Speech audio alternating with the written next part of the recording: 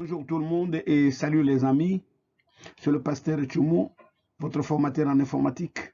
Nous sommes venus troisième et cinquième tuto sur les systèmes informatiques, c'est-à-dire au deuxième cours sur les systèmes informatiques. Alors nous allons parler sur la face cachée des micro-ordinateurs et les micro-logiciels.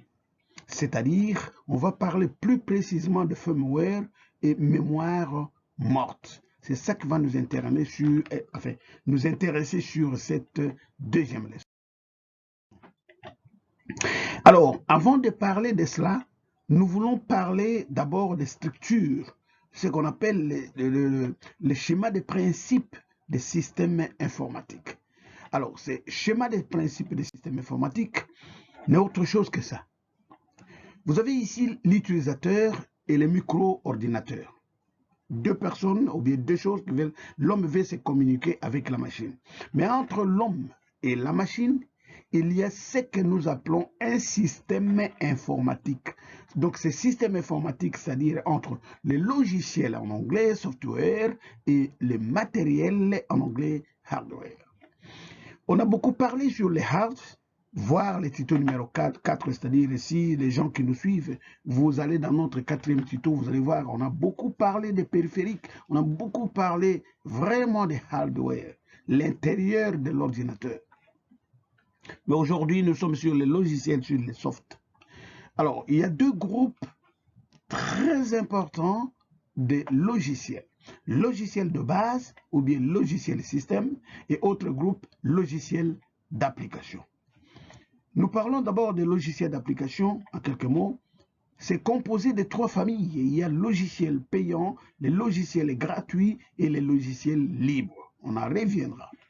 Sur les logiciels de base ou bien logiciels système, ce qui nous intéresse plus, ce qui sont les logiciels système beaucoup connus. Et ce que nous utilisons en informatique, c'est les systèmes d'exploitation.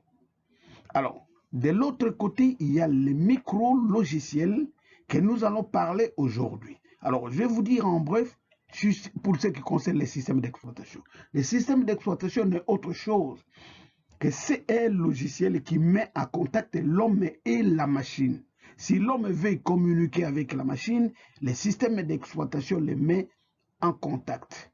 Mais nous sommes sur les micro-logiciels, c'est-à-dire les logiciels qui permettent que le matériel à l'intérieur de machines, les éléments électroniques qui sont posés sur la carte mère, que ces éléments-là se communiquent d'abord, aient l'occasion de se communiquer, et quand le système d'exploitation va venir, il les permettra simplement, comme les éléments se connaissent déjà avec un petit logiciel, c'est pourquoi vous remarquez très souvent, vous mettez l'ordinateur en marche, et alors directement l'ordinateur commence à parler, il vous affiche certaines choses, c'est-à-dire c'est un langage qui demeure à l'intérieur des matériels. Alors, nous voulons parler de ce micro-logiciel qui est à l'intérieur de l'ordinateur. Il s'agit premièrement de firmware qui est le micro-logiciel. Nous voulons en parler, micro-logiciel, micro-programme, logiciel embarqué, le micro-logiciel embarqué. C'est-à-dire, comme les autres, les uns l'appellent micro-programme, les autres l'appellent logiciel embarqué, les autres l'appellent les micro-codes, et on parle de micro-logiciel tout court. C'est quoi ça? C'est l'ensemble d'instructions. C'est-à-dire, il y a des instructions. Les gens qui font la programmation savent qu'est-ce qu'on appelle la programmation, mais vous qui êtes débutant, vous ne comprenez pas les instructions, c'est-à-dire les données élémentaires, les détails dans votre programme. C'est l'ensemble, ce sont ces instructions qui sont stockées dans la mémoire morte, dans la mémoire. Et cette mémoire-là est plaquée, mémoire est placée au-dessus des cartes mères. Et quand la machine est en marche, il déclenche. Le système d'allumage est déclenché automatiquement à l'intérieur d'un ordinateur. À cause de quoi? À cause de ces petits firmware-là que nous appelons logiciel. C'est un logiciel nécessaire pour l'amorçage, le démarrage de notre ordinateur. C'est-à-dire pour permettre, c'est un micro-logiciel qui permet la communication avec, permet au matériel de se communiquer, de faire la communication entre le matériel à l'intérieur de machine. Et maintenant, quand viendra le système d'exploitation, lui va servir maintenant à mettre en liaison les softwares, donc les systèmes d'exploitation, et les hardware qui sont les matériels, ce que nous venons de, ce que je suis en train de vous expliquer. Et ça réside où? Ça réside dans le matériel sur une mémoire qu'on appelle mémoire à ROM, et le mémoire à ROM est plaqué au-dessus de la carte mère de l'ordinateur. Et quel est le rôle de firmware alors? Il n'a pas autre rôle que de donner les instructions en permanence, c'est-à-dire les instructions sont fournies en permanence pour le programme élémentaire chaque fois que l'ordinateur est allumé. Vous appuyez le bouton Power, directement les instructions sont parties. Et encore une fois la tâche de mettre, connecter les entrées et les sorties. C'est ça le rôle de firmware. À l'intérieur de l'ordinateur, s'il vous plaît. Maintenant, nous avons encore un autre petit logiciel qu'on parle de pilote. Le pilote en anglais, c'est driver. Les drivers sont installés à l'intérieur de la machine sur la carte mère pour les éléments, pour le matériel qui sont à l'intérieur. Chaque matériel qui est placé au-dessus de la carte mère a ses pilotes spécifiques. Si nous avons par exemple, nous savons qu'il y a les micros qui vont venir, il y a des pilotes exclusivement pour les micros. Il y a d'autres programmes qui vont venir, donc d'autres périphériques qui vont venir. Parlons d'emblée sur l'imprimante. Vous achetez l'imprimante, on vous donne un logiciel. Et ce logiciel-là, c'est ça. C'est de ça que je vais parler maintenant. Ce sont des pilotes pour installer à l'intérieur de la machine. C'est pour fournir, pour permettre aussi que votre périphérique soit reconnu, puisse marcher avec le matériel et le système d'exploitation va tout de suite l'exploiter. Alors, là où nous voulons parler, où sont stockés ces éléments? Où sont stockés? Plus précisément le firmware. Le firmware est stocké dans les mémoires, ce que nous parlons de mémoire morte. Ce sont des mémoires non volatiles. Je vous rappelle que les constructeurs, quand ils construisent l'ordinateur, ils mettent ces programmes-là de firmware.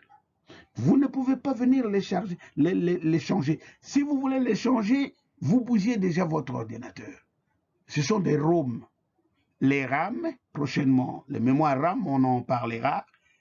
Ce n'est pas l'objet de notre cours, mais l'objet de notre cours, ce sont des mémoires ROM. Et la première mémoire ROM, nous voulons parler des ROM, Read Only Memory. Elle est programmée et ne peut être reprogrammée. Programmée par les constructeurs, puisque si les producteurs, excusez-moi, ne programment pas, ne mettent pas son programme à l'intérieur de ROM, je ne pense pas que la machine peut parler. Puisque vous remarquez que quand vous mettez le bouton en marche, la machine parle. Deuxième encore, programme ROM, c'est-à-dire le programmable. Cette ROM, c'est-à-dire cette mémoire-là, sont fournies vierges et ne peut être reprogrammée une seule fois. On appelle ça PROM. Les PROM sont des ROM qu'on a programmés et ne peut pas être programmés. Il y a encore autre sorte de ROM que nous appelons EPROM. EPROM est un programme ROM, c'est-à-dire s'efface avec les rayons ultraviolets et peut être programmé plusieurs fois, mais c'est toujours à l'intérieur de la machine. Alors, nous allons encore voir autre style encore. Electron or EPROM, c'est-à-dire EEPROM, qui peuvent être effacés électriquement alors. Ça, c'est le courant électrique on peut l'effacer. On parle des EEPROM et les mémoires flash. Ça, c'est EEPROM. Allez-y, ici, nous allons revenir sur Arduino. C'est pour parler aussi des systèmes embarqués, donc l'automatisme, ce qu'on appelle les robotiques, quelles sont les mémoires mortes que vous pouvez utiliser dans votre... Ce n'est pas notre leçon aujourd'hui. Et nous avons autre mémoire ROM que nous appelons le disque dur. Le disque dur, c'est une mémoire ROM. Et cette mémoire-là, on l'appelle mémoire de masse. En définitive, le mémoire ROM que vous voyez ici, ce sont des mémoires qui, le courant peut partir ou le courant ne pas partir. Le courant est là. Les données qui sont à l'intérieur ne sont pas effacées. C'est ça les ROM. C'est tout à fait des mémoires volatiles qui, quand le courant passe, si vous n'avez pas raisonné de prendre vos informations pour les mettre à l'intérieur de ces ROM, demain matin, vous trouverez vide. Il n'y a pas de ces informations. C'est pourquoi c'est ici non volatile, c'est-à-dire ça ne s'efface pas même si le courant partait. Et d'autres là que nous n'avons pas parlé aujourd'hui, ça, quand le courant passe et que vous n'avez pas encore pris de précautions, vous perdez tout. C'est ça les problèmes. C'est justement la fin de notre cours d'aujourd'hui, notre leçon naturellement.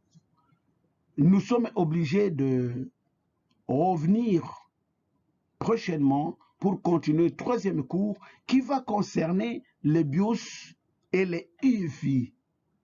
Mais vous avez compris les logiciels qui sont à l'intérieur des disques de mémoire ROM. Et nous vous remercions et à la prochaine fois.